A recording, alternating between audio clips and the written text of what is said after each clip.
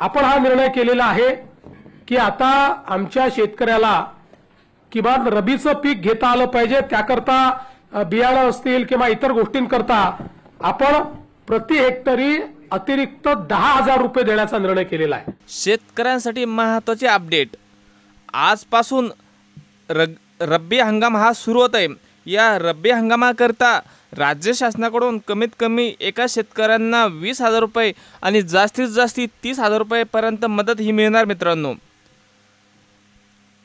महाराष्ट्राचे मुख्यमंत्री श्री देवेंद्र फडणवीस यांनी थोड्याच वेळापूर्वी पत्रकार परिषदेत घेऊन घोषणा केली। याच्या अगोदर सुद्धा हा GR निघाला होता। राज्य शासनाच्या नियमानुसार प्रत्येक शेतकऱ्यांना प्रत्येक हंगामामध्ये थोडीफार का होईना राज्य शासनाकडून ही मदत मिळत असते। आता ही मदत कशी मिळणार आहे, यासाठी काही प्रोसेस करावी लागणार आहे का, आणि ही मदत कोणाला मिळणार आहे, याबद्दल A to Z माहिती आजच्या व्हिडिओमध्ये आपण बघणार मित्रांनो। परंतु तुम्ही या चॅनलवरती जर नवीन आला असाल तर फटाफट चॅनलला सबस्क्राईब करा। चला तर आता थोडक्यात समोर बघूया। हे बघा, GR सुद्धा प्रसिद्ध झालेला आहे। रब्बी हंगामासाठी प्रति हेक्टर 10,000 रुपयापर्यंत शासन निर्णय जारी झाला मित्रांनो। आता कोणत्या जिल्ह्यांना मिळणार आहे आपण सांगितल्याप्रमाणे समोर बघूया। हे बघा, शासन निर्णयानुसार जुलै ते सप्टेंबर 2025 मध्ये पुणे, नाशिक आणि अमरावती विभागातील 20 जिल्ह्यात अतिवृष्टी आणि पुरामुळे बाधित शेतकऱ्यांना मदत येत्या हंगामाकरता उपयोगी पडावे। मी बियाणे व इतर खर्चे म्हणजे औषध किंवा आपल्याला जे रब्बीसाठी आवश्यक आहे अशा पिकांसाठी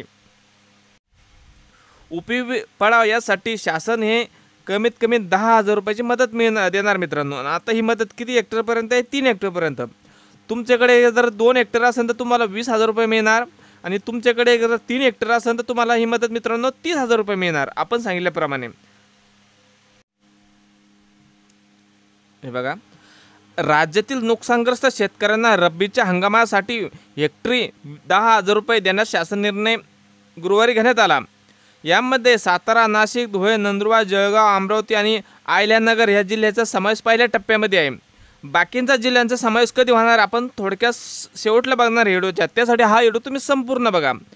नुकसानीपोटी जवळपास 1,765 कोटी 20 लाख रुपये 92,000 एवढी मदत करण्यात येणार मित्रांनो। आता ही प्रत्येक मदत आपल्या जिल्हाधिकाऱ्यांच्या खात्यावर जमा झालेली आहे, त्यांच्याकडून आपण कशी प्राप्त करायचं हे सुद्धा या व्हिडिओच्या शेवटला सांगणार मित्रांनो।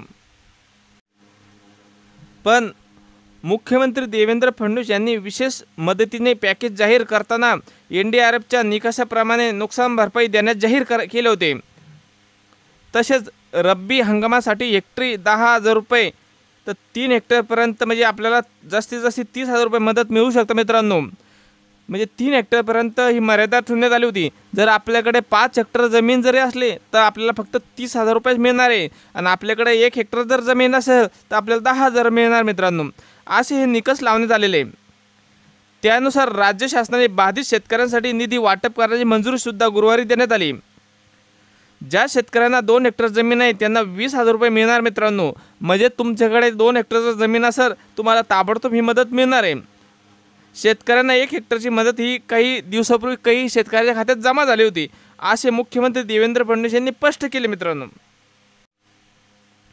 परंतु राज्य शासनाने दिवाळीपूर्वी सरसकट मदत देण्याचे आश्वासन दिले होते, परंतु 17 ऑक्टोबरपर्यंत केवळ 8,000 कोटी रुपयेच वाटप झाले होते, अशी सुद्धा माहिती राज्याचे मुख्यमंत्री देवेंद्र फडणवीस यांनी काल दिली मित्रांनो।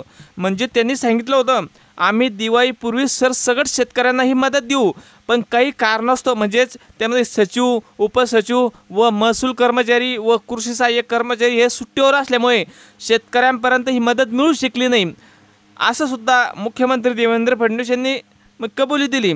त्यांची आढावा बैठक झाली, त्या बैठकीमध्ये सचिवांनी स्पष्ट सांगितले दिवाळीच्या सुट्ट्या असल्यामुळे म्हणजे जवळपास 70 ते 90% हा स्टाफ आपल्या बाहेरगावी गेल्यामुळे सुट्टीवर असल्यामुळे शेतकऱ्यांपर्यंत ही मदत मिळू शकली नाही। फक्त 8,000 कोटी रुपयाचे वाटप झाले होते। त्यानंतर महसूल विभागाच्या अधिकाऱ्यांनी दिवाळीच्या सुट्टीवर जात निधी वितरणात विलंब झाला असे सुद्धा समोर आले। परंतु काही शेतकऱ्यांची अशी चर्चा आहे की यामुळे बहुतांश शेतकरी नुकसानग्रस्त शेतकऱ्यांच्या बँक खात्यावर अद्याप रुपयासुद्धा आला नाही।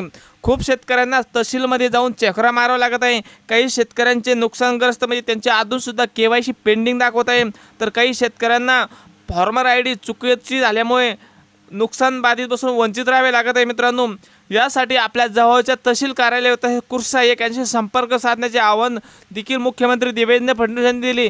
त्यामुळे सरसकट शेतकऱ्यांना ही मदत मिळणार मित्रांनो। तसे 10,000 ते 30,000 पर्यंत शेतकऱ्यांनी जर आपल्याला मदत हवी असल्यास तात्काळ कृषी सहाय्यकांशी संपर्क साधण्याचे आवाहन सुद्धा देवेंद्र फडणवीस यांनी दिले। जर आपण या पात्रासाठी म्हणजे जर रब्बीसाठी आपण जर पीक घेत असाल, आपल्या शेतामध्ये पेरणी करत असाल, तर आपल्याला सुद्धा 10,000 पासून तर 30,000 रुपयेपर्यंत मदत मिळणार मित्रांनो। पण त्यासाठी थोडे निकष असतात। त्यासाठी आपले ई पीक पाहणी त्यानंतर बंधनकारक असणार आहे। ज्या शेतकऱ्यांचे ई पीक पाहणी असेल अशाच शेतकऱ्यांना मदत मिळते। तसेच आपल्याकडे फॉर्मर ID सुद्धा असणे अत्यंत गरजेचे मित्रांनो, कारण की हे पैसे आता DBTद्वारे फॉर्मर ID असलेल्या शेतकऱ्यांना थेट खात्यावर जमा होत असतात। परंतु जर तुमचा हा ID चुकलेला असेल किंवा तुमचं गलत अकाउंट लिंक झाले असेल तर तुम्हाला या पैशापासून वंचित राहू शकतात।